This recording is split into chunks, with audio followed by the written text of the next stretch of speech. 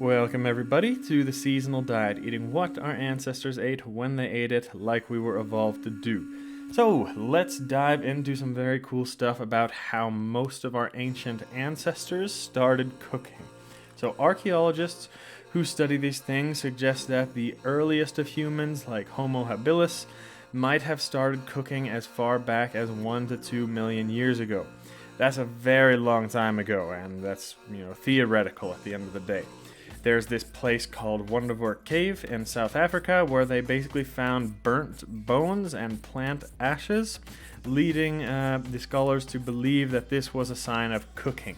The theory is that around this time, 1 to 2 million years ago or before, that's when we started walking up on our 2 feet, we became smarter, we discovered use of fire, and somehow decided it would be nice to roast the animal on the fire instead of ripping straight into it with our teeth after the hunt. It's a long stress though, and we can't say that's for sure what happened. We find a little bit more conclusive evidence from about 780,000 years ago, and that's where some heated fish teeth were found in a deep cave in Israel. However, the real solid proof that our ancestors were controlling fire and using it to cook doesn't show up until about 400,000 years ago, way after Homo erectus. And by 300,000 years ago, you start seeing signs all over the place like ancient hearths, earth ovens, burnt animal bones, and flint, especially across Europe and the Middle East, right in Neanderthal territory. And anthropologists believe that cooking fires became a pretty common thing among humans about 250,000 years ago when the hearths started popping up and we find them in the archaeology. That's one thing that we can say confirmed. So by that time, humans were at least roasting meat over a fire on a spit. What they were also doing after that time, they were using different types of natural ovens. There's a lot of these from all over the world. It could be a hole dug in the ground with some coals thrown down in it and food cooking in there. It could be using hot stones or ashes and embers to cover the food.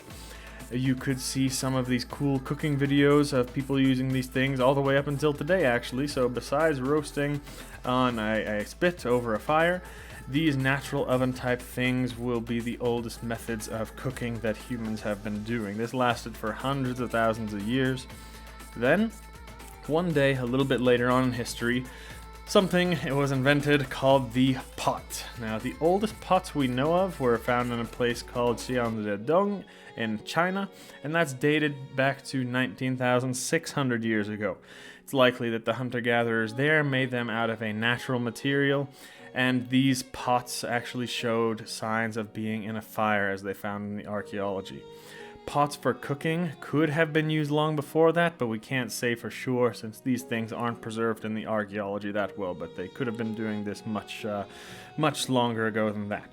The problem with all these oldest pots is that we find that they are made of some sort of clay, or if they are carved stone, or if they're even tortoise shells, like we found in some places in ancient times. The problem is that they don't conduct heat very well, it takes very long to heat up, and they can even be damaged in too much heat or sitting over a direct fire. So these types of pots were mainly used in some sort of natural oven, or they were put on some hot coals, or they were put maybe near a fire, but just not too close. So this would be a long, slow process with many hours to cook in these oldest pots. It wasn't until much later on in history, relatively recently, when metalworking was discovered, and then they could make their dishes much quicker over a hot fire. The first copper and copper tools have been found since at least 9,000 BC.